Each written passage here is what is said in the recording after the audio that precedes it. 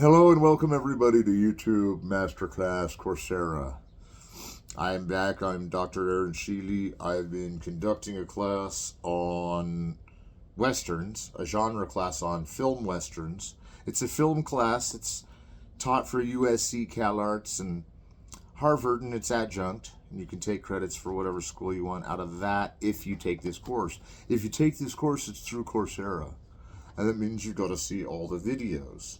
And I was looking through my files, and it seems like because I've been slightly disorganized because of some of the distractions going on around here with like friends or whatever, and I'm trying to keep my social life, now that like the PhD life's going on, and you're still trying to convince like people in your life that this is really what's going on, and it's like that's okay, but then keeping track of like where you're at in your class. And I know this is a summer school and we don't get lax here, we still have difficult topics to consider, but the genre of the western has this kind of inviting feel to wanting to take the class, like even if you're kind of into westerns, because it has this whole, the genre itself seems so entertaining when you think about it. Even if it's kind of a slow moving movie, it can end up like the Deadly Companions, where they totally have this climactic like Taxi Driver ending, and it's totally explosive.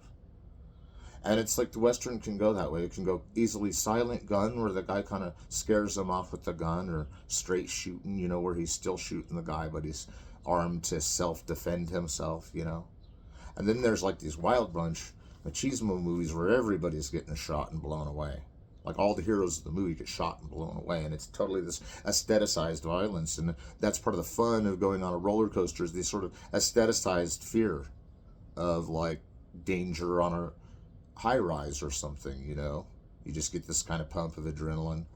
Westerns do that. They kind of have this moving progress. They're very good for cinema because it's this constant going forward and going west and going out to the old west and staking your claim and then building, these big places on it. And there's this John Ford movie, Wagon Train, we talked about, and it's like the one western that's like Mormon too, and it's like Brigham Young's played by Ward Bond, and I'm not like giving that props because it was kind of like a watered down story of what really happened there, but like that it was laid back and kind of a canyon peeker that's like you're like viewing these like big vistas on the western. You don't really notice whether they're doing history or not in this kind of like precursor to a TV show that was later a TV show too, and it was all Wagon Train, and it was all this big, like John Ford was involved in that project, of course. And that it's pretty good because it doesn't really have a lot of conflicts to it. Like some westerns are constant conflict. Like Stagecoach is actually pretty action adventure because there's tons of conflicts in Stagecoach. Like from the beginning to the end, you can tell it's one of those well-mapped films that comes from the idea of Hollywood classical cinema being at its height. That at its height, this is right before World War II, and it's these giant studio systems that are vertically integrated. Now, vertically integrated, we talked a little bit, means that the studio itself controls the production, the making of the film, the distribution, the setting forth of the film to other people so they can get it, and the exhibition. Distribution is where you get the movie out there. Exhibition is where you're actually screening it. And those two kind of can go hand in hand, but you can see why there'd be differences. Like somebody would distribute the film, whether they showed it or not, but they have to show it. But they might have other commercial films, at a movie theater that are backed up that they promised to show so many times on their projector and charge money for it, and then like the money kicks around in this weird way, and the filmmaker never receives back what the movie cost. You can see this with like Birth of a Nation and Intolerance. Griffith was barely breaking even on those movies at the end of his career. So like you got to understand, like sometimes movies don't come through until like 30 years later. And then you take the one that really didn't work out the first time, and that was Heaven's Gate. And it's not really a western, but it's kind of a devious version of a western because it's about sheep farmers, and these sheep farmers go through sheep trials, and the sheep trials cause controversy because they have slaves working for them, and the movie kind of veers away from it but doesn't. It shows the fact that they're angry that there's mistreatment of human life among the sheep trials, but it kind of shies on the idea because it's already teetering on frustration in its sort of deconstructive way. And that's what makes it great too, but that they kind of deduct that this is like really dangerous is true, but they kind of shy away from the idea of where the incident is happening with them beating these sort of servants, and you never get to see that, and that's kind of the genius of the film, because it all erupts in this big war, and you don't really know what it's over, and they've been talking about it, but you can't really figure it out, because it's like sheep trials. Why would that cause everybody to go to war? And it's the whole Johnson Sheep County War, where like one side was getting other sheep, but they were talking about something else, like the rise of communism or something. And it's so undercut with this like general basis of these guys in Heaven's Gate that are like protesting the violence and slavery that go on, that you never see that precursor. Totally winds you up when you get to the part where they're like Spartacus, you know, they're like rolling these big flaming rolls at Christopher Walken. You could see it by one, you know. I'm not trying to give away the movie, but it's kind of an Old West movie, because it's like Wagon Train. It's set in this kind of banal environment, but it becomes so vista looking with the sunset, and it becomes so beautiful with the overwhelming camera techniques that were in that film Heaven's Gate. Michael Cimino directed it, and we talk about it sometimes in Westerns, because it seems like it was the most expensive film of all time, and it may have been even more expensive than Gone with the Wind. I think it was more expensive than Birth of a Nation, Heaven's Gate. And that Chris Christopherson's a towering inferno in that film. That it blazes from scene one to scene the end is so freaking rare that you do think the movie's a Western, even though he wasn't really in much Westerns, because remember, he did Alice Doesn't Live Here Anymore. When he's at his honcho in Heaven's Gate, he's got the whole turn to the movie, and he's carrying it well with whatever cast he's with, and he proves himself once and for all a great actor, not just a great musician. That he's a great musician is already showed even in Alice Doesn't Live Here Anymore with some of his songs on the soundtrack. And that's cool, because Heaven's Gate didn't really have the seminal version of what a Hollywood classical cinema is like to be, like Gone with the Wind, though they priced it at that. Being a modern film that way, they're starting to realize the modern epic is coming in and has swept across all theaters internationally. Like, you get like this big, long, huge shot by Fellini. It kind of goes back to like Abel Gance and his triptych. It's like a European style almost, to show the film in this total grandeur of just beauty and aesthetics. And that's how you pump it out, is you have this kind of movie palace idea where the movie is so sacred that we all like bow down before it and taste a little bit of the victory of the film.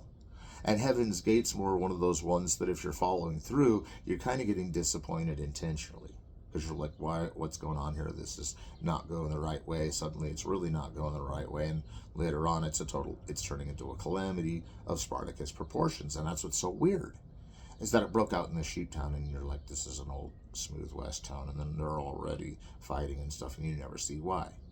And I'm saying those obscuras that are in that, those takeaways from what we're supposed to know, is intentional, so we're kind of like second guessing why any of it's happening. It's kind of the idea. Not that it was like a single specific cause, but that it was sort of like what they do in those movies about strikes or whatever, where they look at both sides and they're like, everybody's got like a different agenda, so you don't really know how to match it up. And that they had to do that in a narrative film is cool with Heaven's Gate, because that means the actors are taking part of characters that are not like one-sided, like that they've got multiple views is built into the script, you know, that they're divided by these certain families and traditions is all in the script based on how it happened, so that we forget how realistic it seems is a great trick of the film, you know.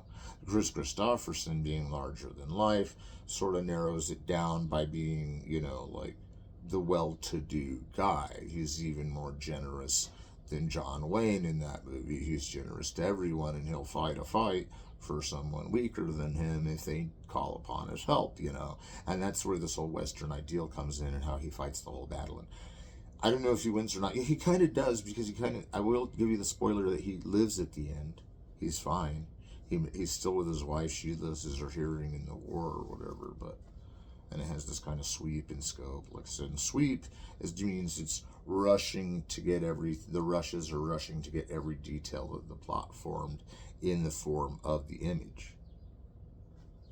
So I wouldn't diss around with that film, and it is really the modernist Western. The modernist Western comes around the time of The Man Who Shot Liberty Valance, more accurately, which is 20 years before Heaven's Gate, is the one that starts it all the way till Heaven's Gate goes postmodern and bails out and becomes this film about itself, and then kind of towers over as this inferno that nobody sees. And then later it comes out on Criterion, and I'd like to show you my copy, but trust me, whether even that I paid for that copy, I was also giving techniques to some friends who were interested in production, who were showing me, and I've already said this, how Heaven's Gate recuperated its money through Criterion. And that's pretty obvious because a lot of people buy what the Criterion slides out, and that I'm working for Criterion.org, and I've been working for Criterion Collection, and I had this successful one with Terry Gilliam. I'd just like to pause the class, where it wasn't me that did it, but I was able to find that Criterion and label it, and it was The Man Who Shot Don Quixote. And you can head over to my YouTube page and check it out if you're a student of the class or anyways. But remember, all the glory goes to Terry Gilliam on that. That is not something I did. That was something I noticed could be done and needed to be processed soon. So it's not like I was like grabbing footage randomly and saw this Terry Gilliam film. Like, this thing's been talked about for all this time. And the way it's not like a Western is because Terry Gilliam's a fantasy artist. Like, he puts things in fantasy film. Like, the Western's kind of fantasy, but kind of has this grub of like a history that may or may not exist. And that history that may or may not exist is kind of wound up in like iconography of film culture. Of like, Westerns aren't really about the Old West anymore. They're about like certain issues with guns or social issues, and that's like the Heaven's Gate thing. But if you take back with me The Man Who Shot Liberty Valance, you get this idea that there's this guy who's like foreboding, and he's played by Lee Marvin, you know, and we're like, great, here he comes again, you know, he's this big, like I said, foreboding, like he scares everybody in the movie. He beats women, and they did that as a stunt for the movie. He beats up Jimmy Stewart. Jimmy Stewart's weakling, and he beats him up. Man, the Liberty Valance guy goes in just kicking everybody's ass to this town.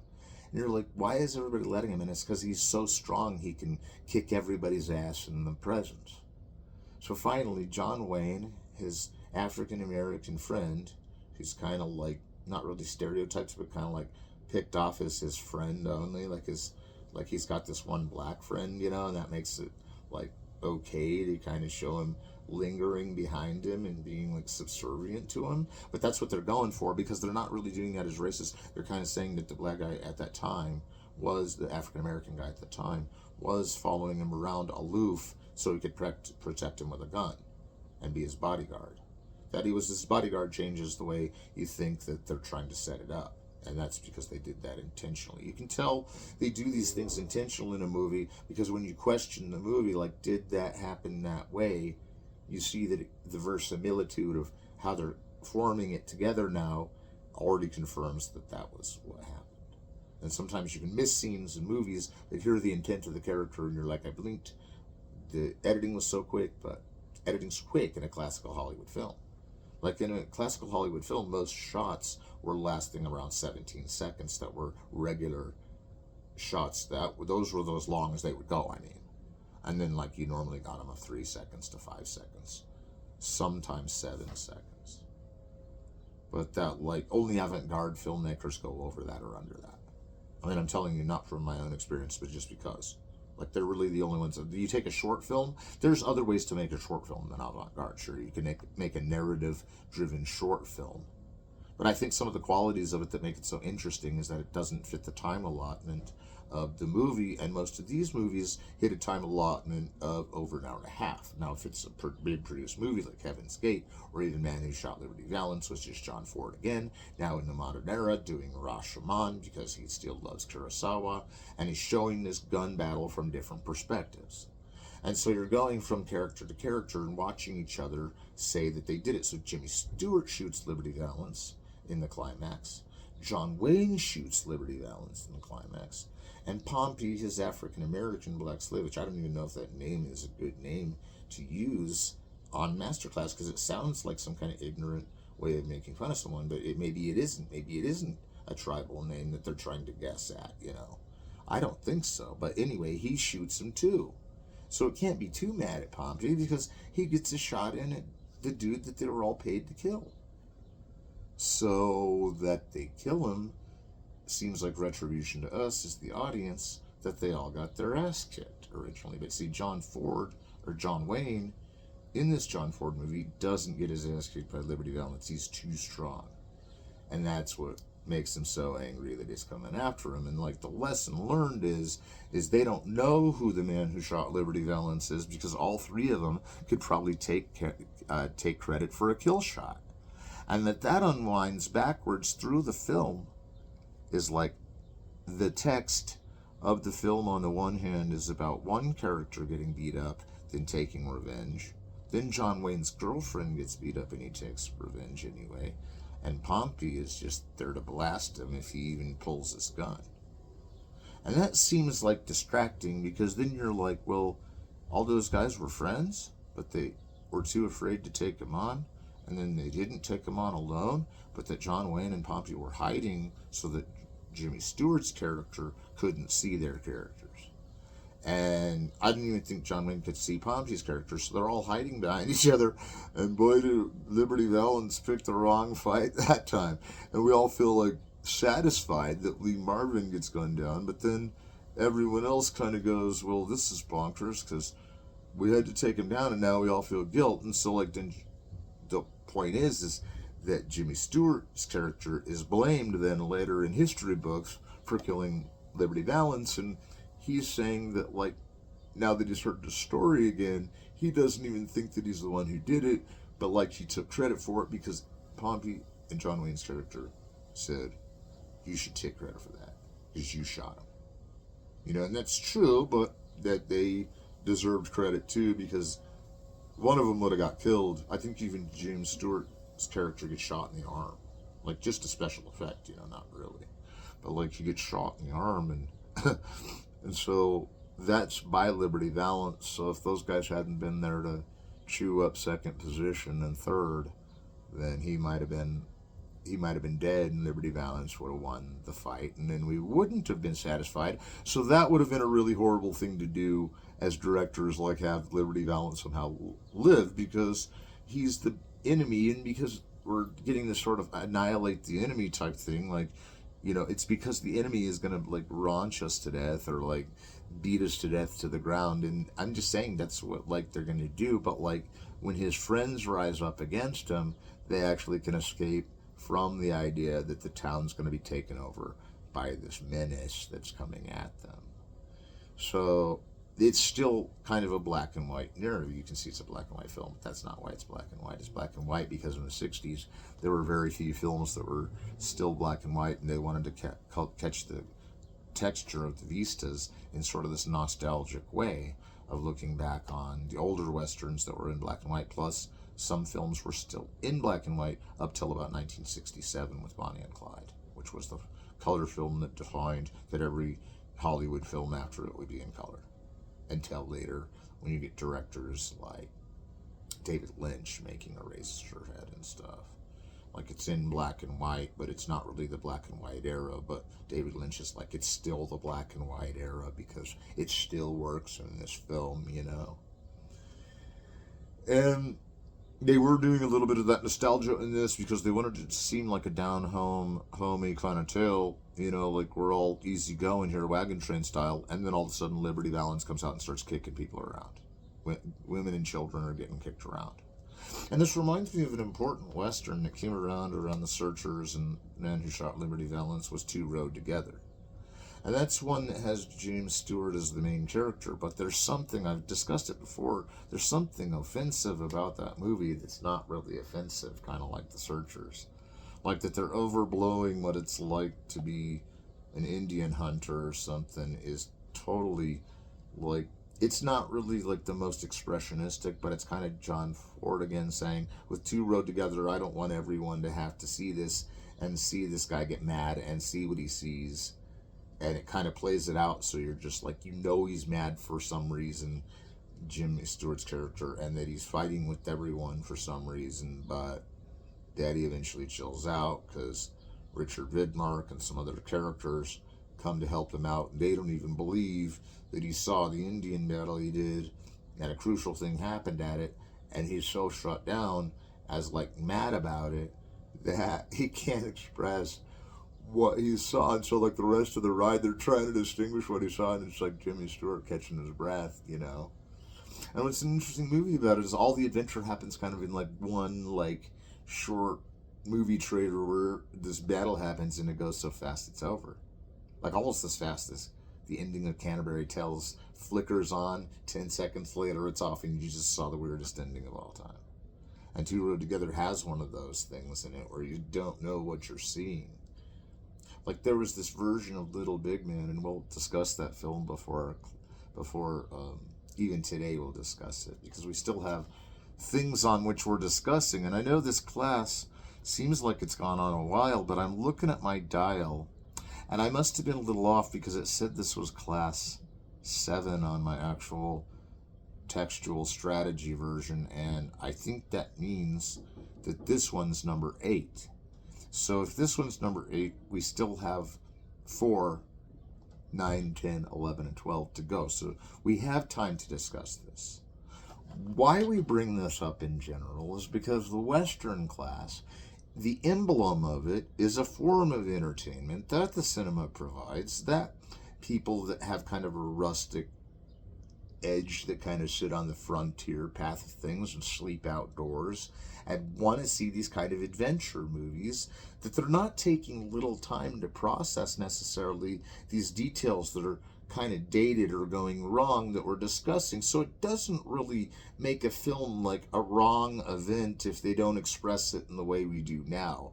You know, you kind of have to get a link on the era, and this is something I didn't even stress with D.W. Griffith, is that it is really true, the statement that the film more matches the culture of the time, because it doesn't play by the rules of our culture, it plays by the rules of the culture of 1930. Stagecoach does anyway, and it kind of becomes this film that has like these generic moves in it that are so now looked at a camera through so excitingly that you can see that like Greg Toland like really knew where to place a camera to make it look big, to make it look frontier, like that it was a big cargo carrying to carry supplies.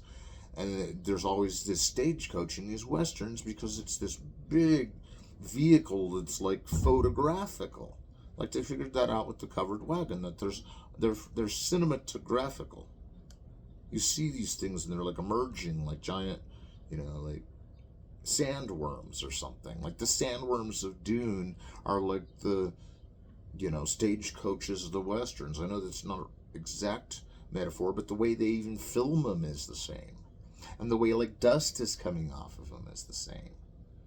And that they're shooting at them all the time. There's like these people, you can't tell who they are, you know, in Dune are flying by and shooting at these sandworms. And it's like, I don't think there's an exact link there, but the visual design is close. So we take a look at this iconography and see that Dune is sci-fi, but it's using the general idea that they're out in this wasteland in the middle of nowhere kind of thing with Dune. But it's more of like this abstract middle of nowhere with Dune, even though it's another planet. And the Western is earthy because it's supposed romantic, not expressionistic versions of stories that are built out. They're built out into this sort of like, we designed it to be the Old West, and we put everybody in cowboy hats and cowboy clothes, and people like in the kind of Western ideal will even like dress up like that. You know, when Clint Eastwood's movies coming out, everybody's dressing up like Clint Eastwood.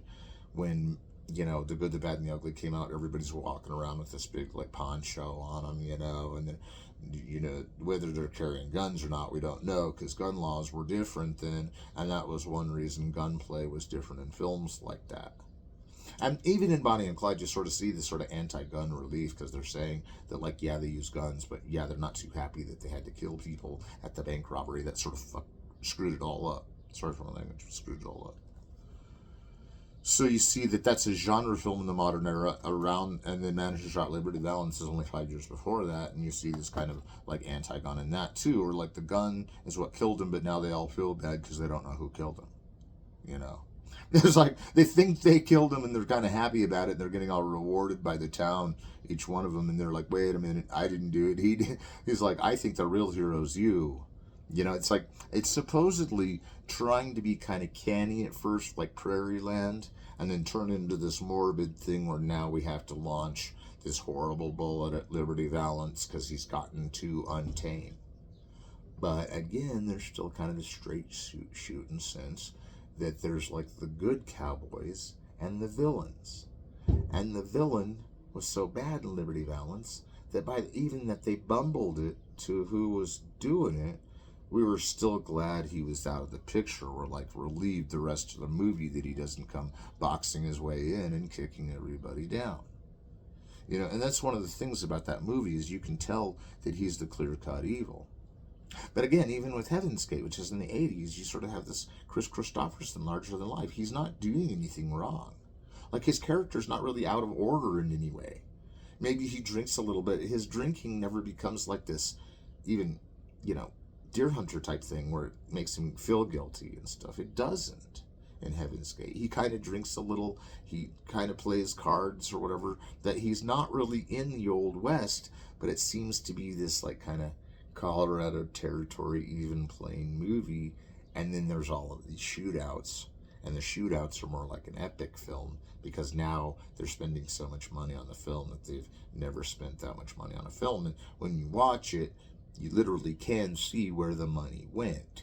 You can see in Heaven's Gate that they were trying to ally it with Gone with the Wind and then went the modern route. And it wasn't a bad film. That's the really exciting part, is that nobody saw it is why it flopped. But when you see it, you won't dismiss it.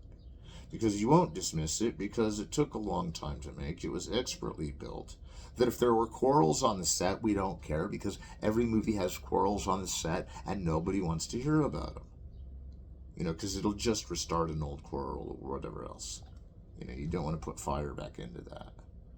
Just a tip, if you're going like down this road and checking out these genre classes and being like, okay, I see what he's saying about the Old West, and I've always known what a Western is, you might say. You might say, I've always seen what a Western is, but this class is interesting because these are the things that are in the Western film that we already know, but now we're learning about it, saying, what significance does it have to kind of build this point of view of the Old West, of Liberty Valance, for instance? Like, is the point of view from our perspective, from the character's perspective, from the villain's perspective, or from the woman's perspective? And Rashomon asks the same thing because it shows different stories in each one. That Liberty Valance shows the same story over and over in different gauges of widescreen cinema is how they do that. They play it out here, you see James Stewart. You play it out further, you stretch the widescreen, there's John Wayne. You stretch it out further, there's Pompey behind him. And it's this really cool way of doing the Rashomon thing. Rashomon just dissolves between stories, starts over on the same set with the same actors, and runs it through the way that the person would perceive it theoretically, but that's all in the script too.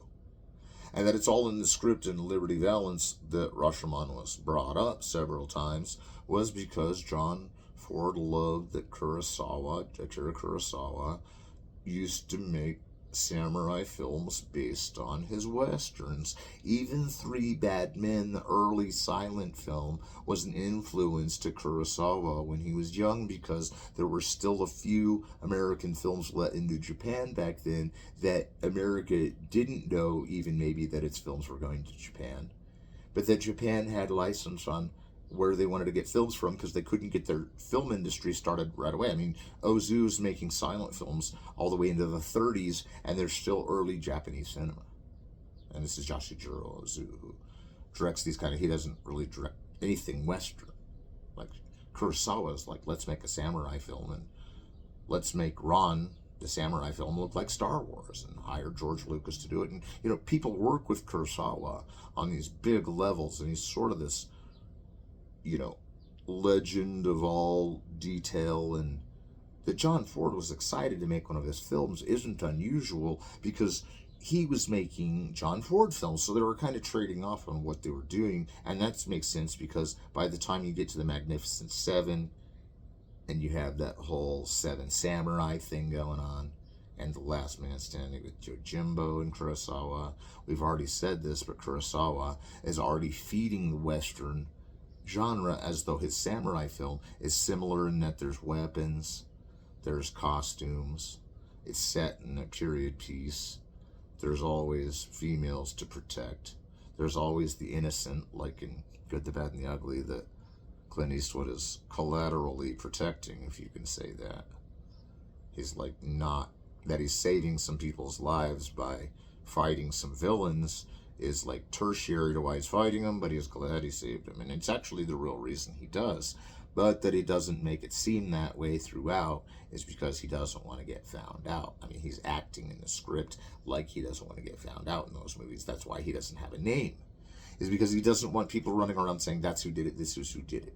But that they recognize his face anywhere doesn't mean his face is around where they are when they're looking for him, you know. And that's what's cool about it, is he's kind of on this chase movie, like he's being chased around and he's the one leading the chase, and that they're chasing him because he wants them to is how he's leading them into a trap. And there's kind of this special kind of emotion I feel when I say that Kurosawa's films, even Ron, that was the Jedi Geki, the samurai film, were not rip-offs of the Westerns. The Westerns weren't rip-offs of them. What you got to understand about movies is that you can make an homage, or you can make a movie like a movie even differently. Like an homage would be like, let's take a scene and try to do it again.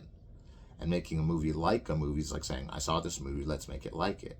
It may not be anything in another perspective, speaking of that, of the film. So really, when people are getting ideas for film, they're watching a movie, they may get an idea for a film, like Greg Toland might be doing it, and then suddenly Orson Welles wants Greg Toland because he's told such a good story with the pictures and Stagecoach. And you're like, okay, this director, Greg Toland, is telling stories with it, but now he's working with like really high-class directors and always working on that sort of, you know, big features and things that are really, you know, top shelf, you know. And then I think that Kurosawa and John Ford had this way of bringing top shelf to it, but they also had this kind of sense of humor about themselves, but not really the movies, that they're kind of entertaining films. They're not really trying to be political. They're not really trying to be religious, although they might have some religious values and sort of Buddhism and everything, and the Western too, like in this sort of lost reality, kind of a false religion. And that there's all, that's why the guys that are on the trail that are like preachers and stuff, even in Stagecoach, there's kind of this dubious feeling that they're out for money, that they're trying to scare people into believing that there's a hell, you know, the whole thing. And church moves in and says, pay us and we'll get rid of hell, you know, and you end up paying John Wayne to kill Liberty Valance. No, I'm just saying, like, the whole thing could turn into Wasteland before it even started, and you could still be in an interesting Western like Wild Bunch. It's already going. It seems like it's over when it starts. You know, they seem all beaten up. They seem like they're disbanded. They seem like they're crunched. And it's because in the Western, like even in the one that I was going to talk about one of these days called Red River, and it's the one that Howard Hawks did. And I mean, you can see where these larger-than-life characters, that's the one with Montgomery Clift, and we talked a little bit about it. But that they're out there in this action film kind of like flexing their muscle and doing their own stunts and shooting guns and stuff is part of like a Wild West show that dates back to the Wild West show that we won't really get into. But if you look at the present, we've gone a long way about how we treat stereotypes. And while there can still be like carnival things that are still kind of like stereotype or whatever, that's not what I'm talking about. I'm talking about like the grand narrative of the Old West still kind of exists in these kind of like, they're like, they'll have like an event and then have like a kiosk and they'll be talking about old Western things, like an old Western museum kind of that breaks out on the street, like on Main Street, you know. And we don't always live in like the states that give us their rendition of the Old West, but like some people are from states that have never seen the Old West and still like Westerns, just for the fact that they're not political, they are entertaining, but they're still artistic as a film form because you have to match the color and stock and sound like you do any other film, but that it's certain way in Westerns, like that there's a lot of sunsets, you know, because they ride off into the sunset often at the end of the movie. And Not only that, like there's other iconography that always goes on in movies, and you kind of get this Man Who Wasn't, or the Man with No Name trilogy with Clint Eastwood. You kind of get this glint of a yellow hue, like the sun is always in the magic hour. When Sergio Leone is filming in the magic hour, is when the sun is almost up, but you can't see it. It's light out, but you can't see the sun. Or when it's getting dark out and you can't see the sun, but it's still just, it's still lit up sky. And it's how you can kind of tell that there's some kind of vortex above us. I don't want to get into outer space or anything, but like the point is that these movies are made to be how they are, and you can look at the processing of Red River versus the processing of Man Who Shot Liberty Valance. Like the processing here is faster frame rate. That you take less frames per second and make a faster frame rate, you get this kind of like flickering control of the black and white by making it action packed and so contrasted that you can see the cattle in the cattle rush all the way to the back, and that they're taking these cattle in on this cattle drive is so epic because they break out and brawl because it's such a hard thing to do, and they stampede the cows and everything, and that they had to film that stampede with the Humane Society was cool because that meant that no horses would get harmed. You know, that's the one thing we like about Birth of a Nation, right? All of a sudden, is that they had 210,000 horses when they made that movie, and they all were fine afterwards. And like one of them even got like a slight cold, and they almost shut the movie down. They did shut the movie down. They're like, no horses get injured here. You know, D.W. Griffith's like this Humane Society buff, but that in Red River, there's this big stampede of cattle, and you got to think they're using the same technique, and that's where the aesthetics come in. That you can make it like a cattle rush happen is one of those things you think of when you go to like a Star Wars type frame rate. Like there's this desert vast, and it's covered with these like gliders, and they're coming down. You can picture them going in the desert, or like but they're moving at a different speed than like say the modern like lunky Lawrence of Arabia, where he takes one step and then his next step takes him 2 more minutes. No, I'm just kidding. It's not that bad, but like I'm not saying it's boring. It's supposed to be spanned out in that film so that it's like an epic that swallows its own narrative. David Lean, you have these narratives that swallow their own narrative, just show that the narratives that he's in over his head on purpose. Like he's not really in over his head, but he's making it seem that way. David Lynch is, because he's putting everybody in these eliminated situations that they're all their mortalities are being questioned.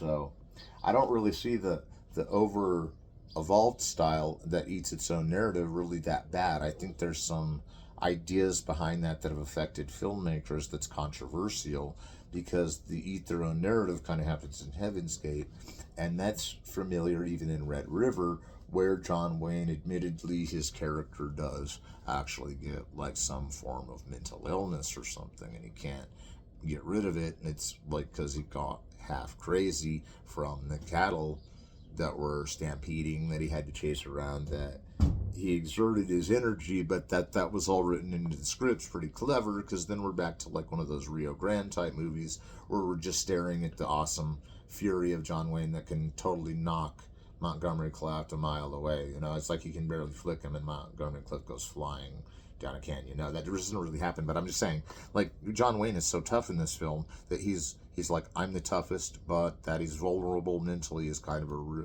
really interesting thing that Howard Hawks brings to the plate, that's then revived in every film after by John Ford, where he's questioning John Wayne's psyche just for working with Howard Hawks. No, just for being like his main guy, and John Ford's all tough on John Wayne, you know.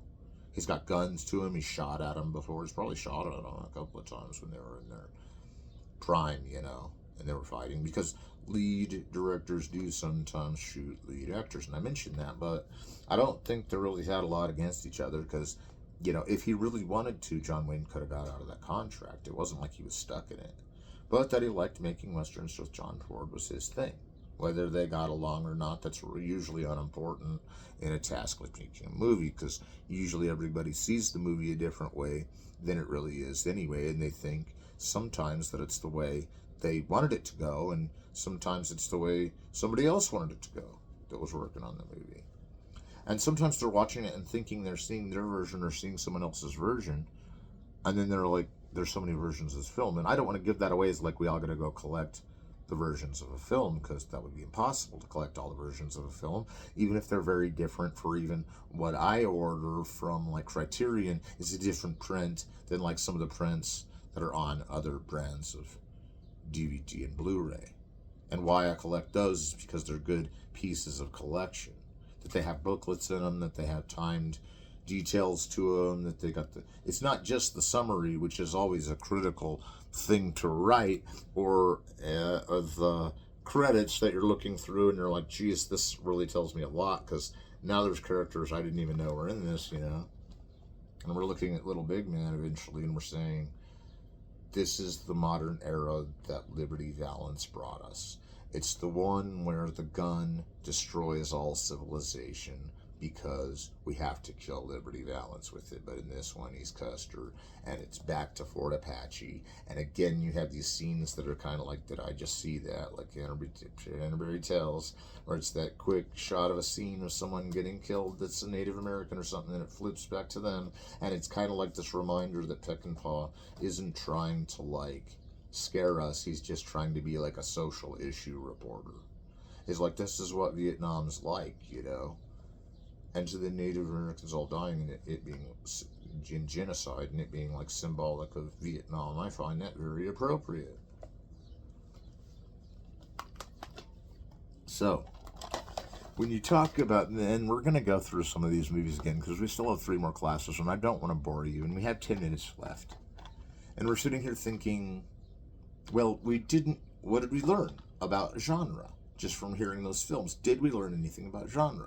Genre is the style or form that the movie takes when it is changed into a narrative that fits a pattern of a narrative that is popular in that day's study by the film goers and by the film critics, that generates a set of movies that are all combined together by their type, and the type is the genre, which is the same myth, convention, and iconography of the narrative and the film itself, which the only thing different from the narrative, again, is the style and form of how it's told, and the plot of how it's told. Because the plot is how it's told, but the narrative framework is like the filming of it, and how that is a story of itself. Like, the film is telling a story without even the sound, and the picture is still, even in the sound era, you got to understand the pictures are still telling the story, but the sound is like looped around in unique ways already in Man Who Shot Liberty Valance, that the soundtrack explodes.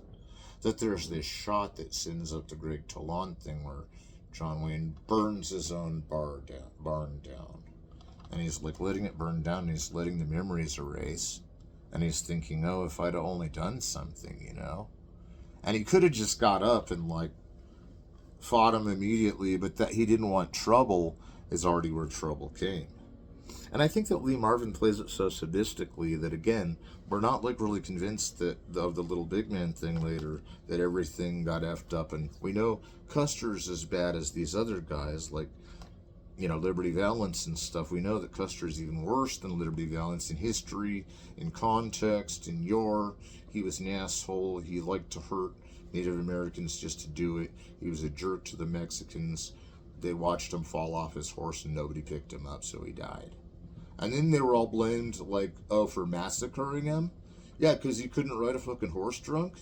That's what I read in history, and I've always been telling people that, because that's what really sells Fort Apache for me, is because in Fort Apache, they're dissing him, letting the Indians have control, and then they have that stupid tacked-on government ending that John Ford kind of flawed his career with, where he's like, oh, Custer was such a great and magnificent hero. That John Ford claims John Wayne was supposed to act like he was going out of his mind, like Red River. Makes me wonder if he's just saying that because he actually didn't know Custer was a streamlined idiot at that time in history, because sometimes the history books take a little while to catch up. But that Little Big Man catches up the story and reaffirms that he was totally the most degenerate man ever, is totally a tall tale of like how he probably was before he confronted that patch of like Mexicans that laughed at him and scared him off his horse or whatever. And I'm like, they probably like almost tried to help him, but he didn't want it, It's like seeing a pathetic sight before you fall for you after he's been like, trying to start this whole plan of genocide up. And that he's raunchy in genocide because he's like one of these types that wants everybody dead. But it's in Little Bagman's narrative of Custer that's different again than even the Wyatt Earp kind of setting of, you know, My Darling Clementine, and then going back to Fort Apache, and you're like, wait, they're kind of saying Custer's a hero in that time? But that's like, Doc Holliday, he dies in My Darling Clementine, the character that plays him, Victor Mature. And it's a very different type of Wyatt Earp, but that it follows detail of kind of like this story that's similar to that day and time, shows that the culture emanates what the language of the film is used, again, of the script and the narrative design. So you can kind of see Little Big Man going into this 70s, but going on to Heaven's Gate kind of epic movie. And so you're still seeing these in between the frame takes, these really quick flash takes that you think kind of come from a Peckinpah type Wild Bunch thing, but it's really a subliminal message saying genocide is taking place behind the curtains of Little Big Man. And Dustin Hoffman's character, Little Big Man, even though he sympathizes with the Native American, he's not a white savior. There's nothing he can do to save them, and they're going, extinct, and he's watching it happen. And not just like Last Mohicans, he's really watching them one by one get picked off into death. And it's a sad movie, but at least people are admitting that this is what happened. Because this is a closer view of reality, we know, not just because it's in the 70s, not just because they can do more technique and they can do more violence and everything.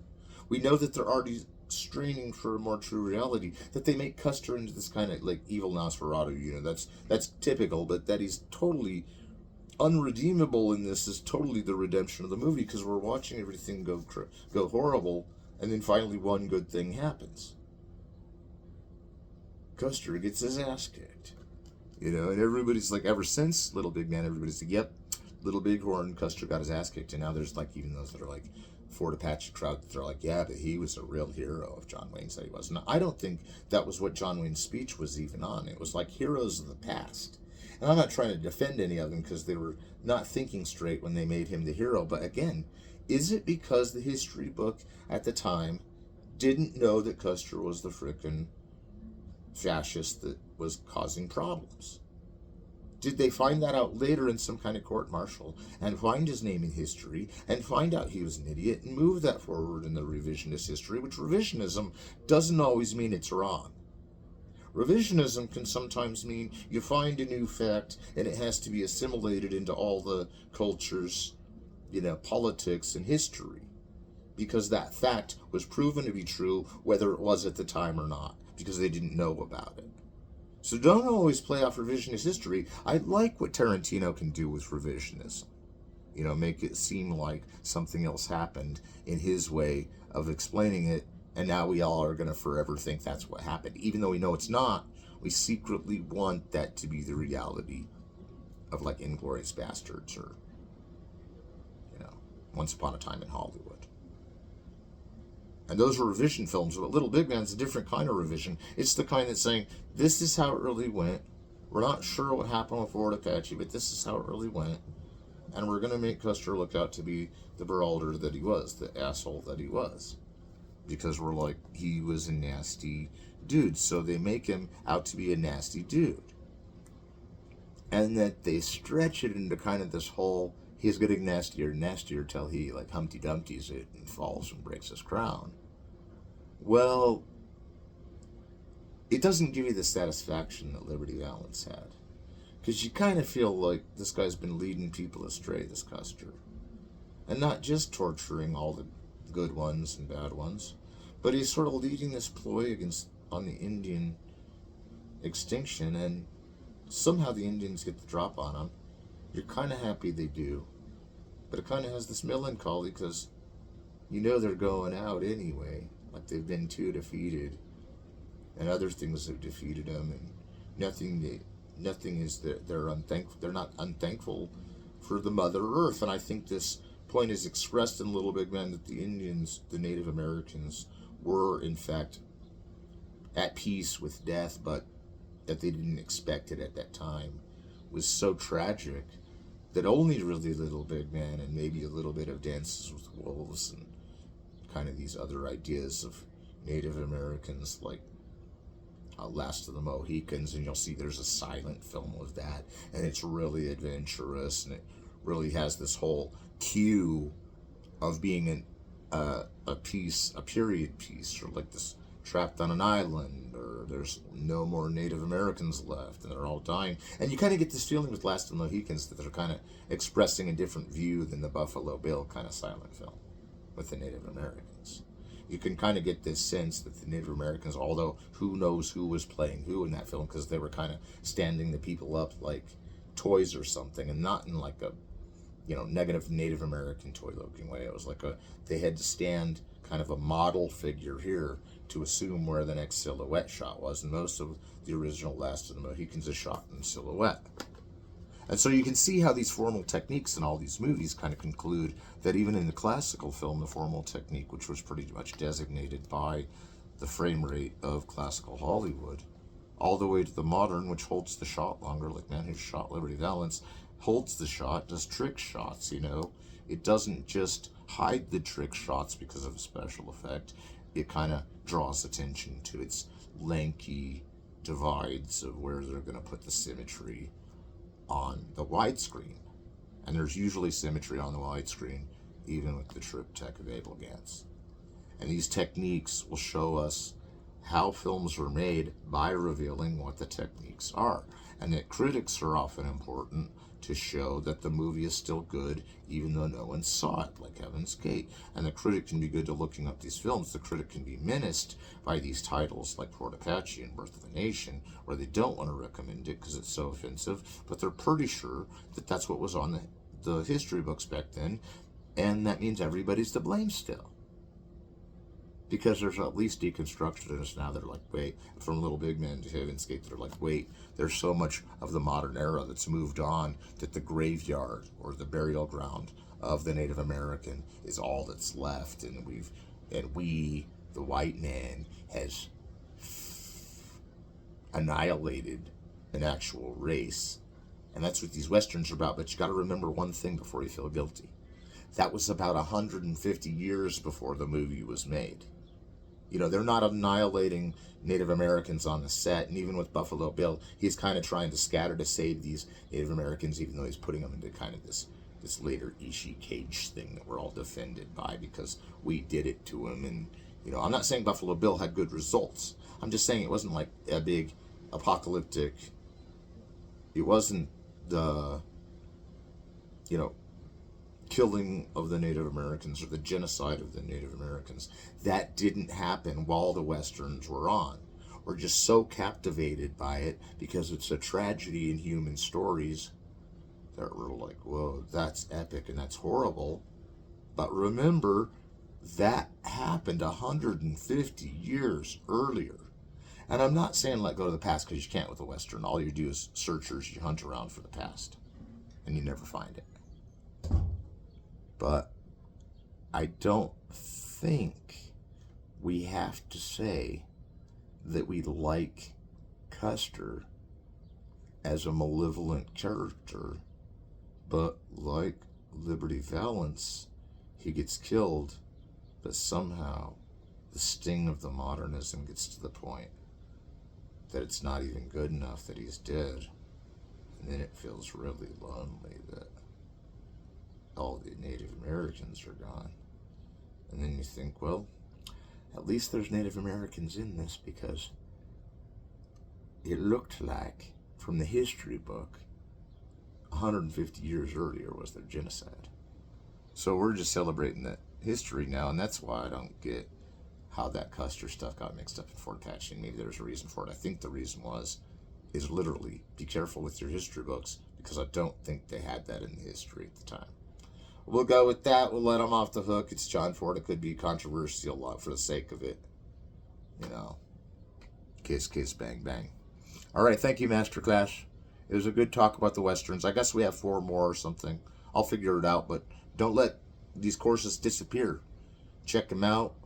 scroll all the way through it, watch the whole thing, get the credit for the one course through Coursera, get it set up through them, then you'll be ready for the final. And the final's ways off, so we'll talk about that later. Thank you all. That was a good class.